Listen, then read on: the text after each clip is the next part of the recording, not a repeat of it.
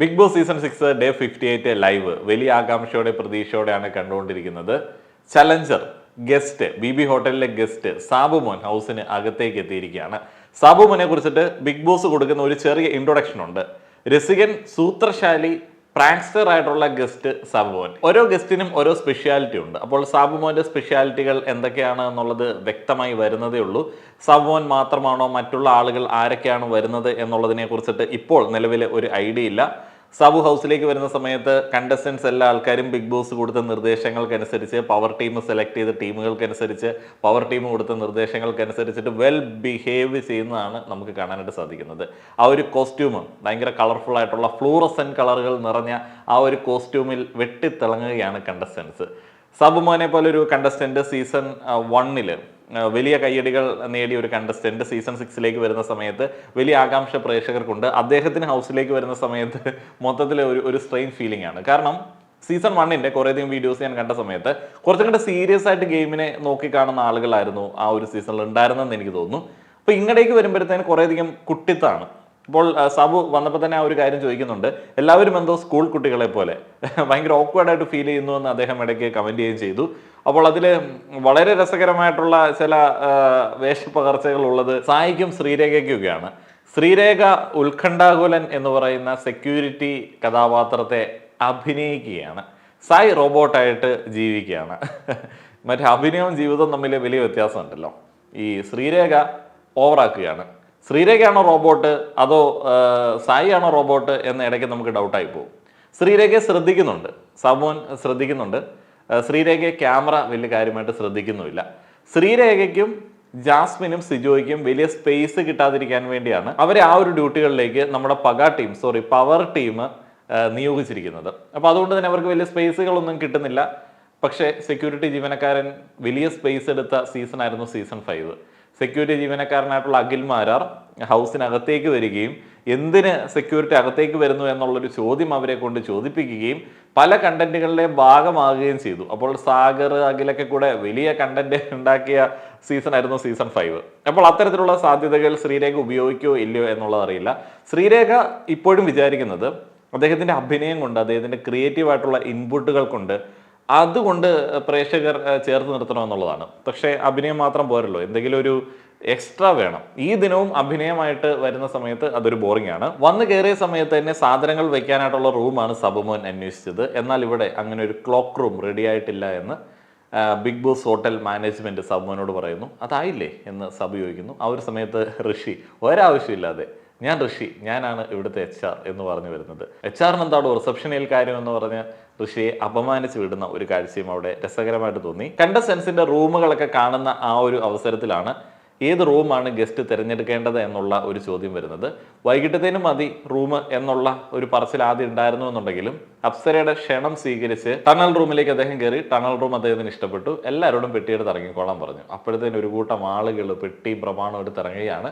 House keeping team, ജാസ്മിന്റെയും സിജോയുടെയും team വലിയ സന്തോഷത്തോടെ ഇവരെ ഗെറ്റ് ഔട്ട് അടിക്കാൻ വേണ്ടി സാധനങ്ങൾ എടുത്ത് പുറത്തേക്ക് മാറ്റുകയാണ്. ശ്രീരേഖ കാണിച്ചതുപോലെയുള്ള ഒരു മണ്ടത്തരം കാണിക്കാൻ സാധ്യതയുള്ള ഒരു കണ്ടസ്റ്റന്റ് ആണ് ശരണ്യ മറ്റേ പെഡിക്യൂറും മനിക്യൂറും ഒക്കെ ചെയ്തിട്ട് അവിടെ മൂലയ്ക്ക് ഒതുങ്ങാനായിട്ടുള്ള എല്ലാ ലക്ഷണവും കാണുന്നുണ്ട്.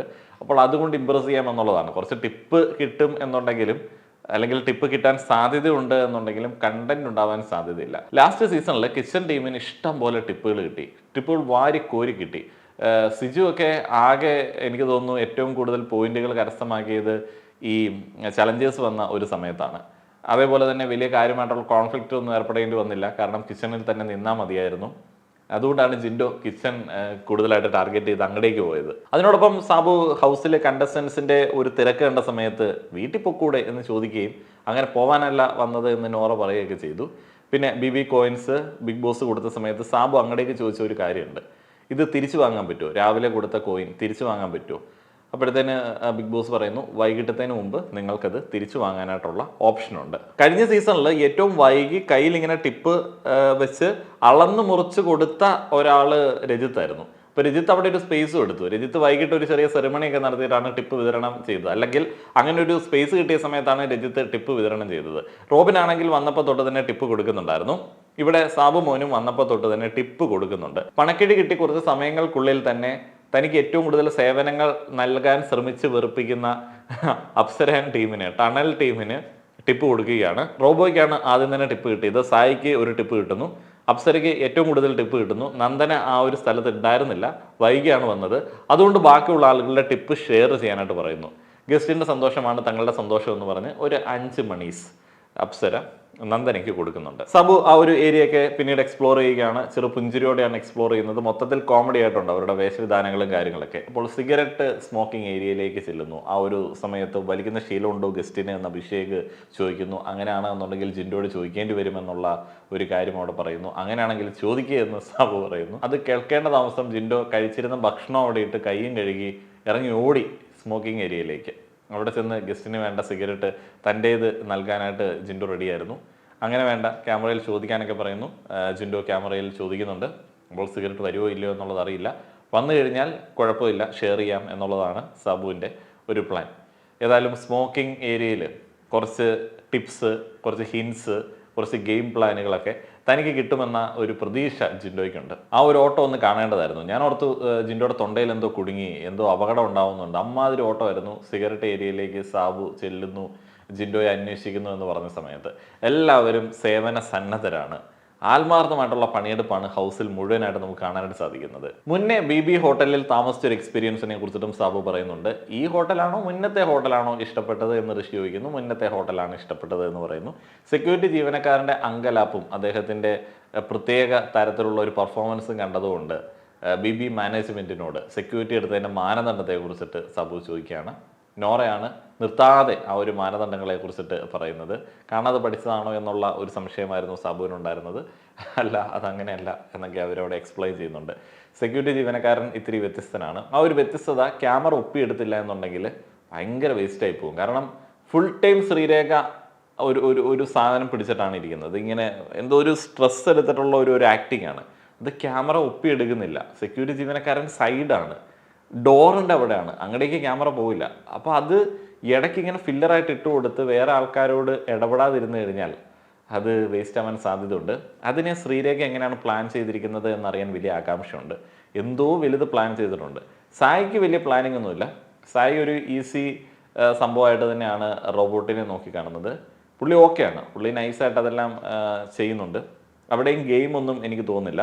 ഗെയിം ഉള്ളത് ശരിക്കും അപ്സരയ്ക്കൊക്കെയാണ്. അപ്സരയ്ക്കൊക്കെ അത്യാവശ്യം ഗെയിം കയ്യിലുണ്ട്. പിന്നെ മുന്നത്തെ വീഡിയോയിൽ നമ്മൾ പറഞ്ഞതുപോലെ പവർ ടീമിനെ ശരിക്കും നോക്കുക, പവർ ടീമിനെ ശരിക്കും ചോദ്യം ചെയ്യുക എന്നുള്ളതൊക്കെ ആയിരിക്കാം സാബുവിൻ്റെ ഒരു പ്ലാൻ. സിജോ, ജാസ്മിൻ അങ്ങനെയുള്ള ആളുകളുടെ ഒന്നും വലിയ ഇൻപുട്ടുകളോ ഔട്ട്പുട്ടുകളോ ഈ ഒരു സമയത്ത് നമുക്ക് കാണാനായിട്ട് സാധിക്കത്തില്ല എന്ന് തോന്നുന്നു.